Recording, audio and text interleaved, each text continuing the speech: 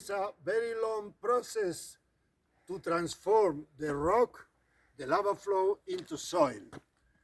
And of course, the water, acid water, is the main, how you say, the main mean, because it percolates inside the fractures from outside to inside. So the rock start to, how you say, to make some kind of onion skin. That's precisely the name. You see, from outside to inside, and finally you get a core, or more or less a still fresh rock, and the outside is completely altered. So this is a weathering process that comes from the outside.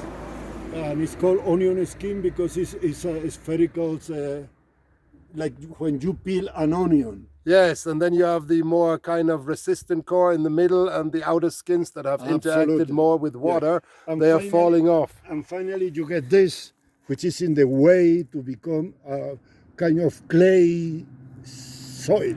Yes, so here we have the different layers of the onion skin, and they start to flake off, and sometimes the freshest sample that you can get is actually in the core of such an onion, and this is the least weathered one. So here we see this kind of ovoid shape inside that has been flaking off the skins in different kind of layers. And at the end you can see just a hint of the onion skin. This is called ghosts.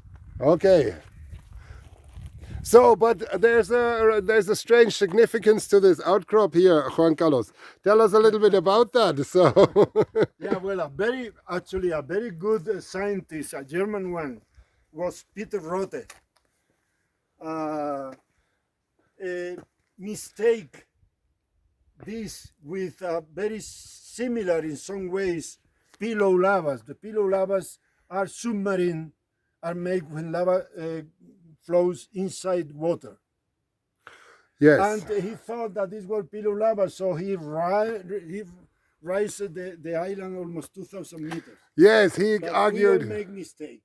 He argued that this onion skin weathering here was actually pillow lavas, implying that these lavas here had formed submarine. Exactly. And then the logic requirement, if these were submarine lavas, would be that you have to lift these up by, we're at 750 meters altitude, you have to lift these rocks by, almost 2 kilometers. 1,000 meters, yes. Because you have to have them submarine, so we're talking almost 2 kilometers of uplift.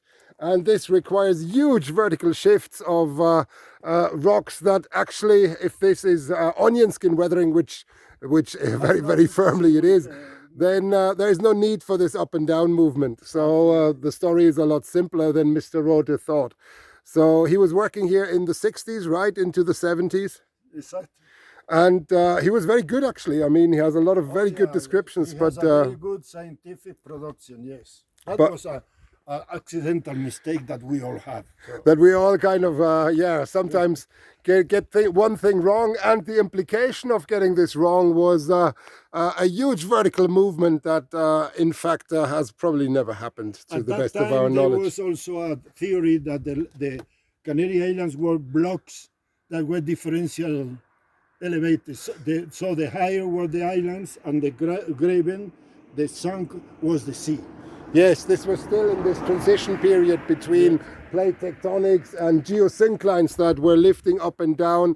And then, of course, the question was, has there been uplift? Has there been a land bridge? These were all things that are still kind of formed a debate at that time. But I think many of those have been resolved. Of course, we have new problems, so geology is not finished. Plate tectonic is like a Swiss knife that solved all the problems. That's almost all of them. But he created a few new ones, of course. That's science. That's how science progresses.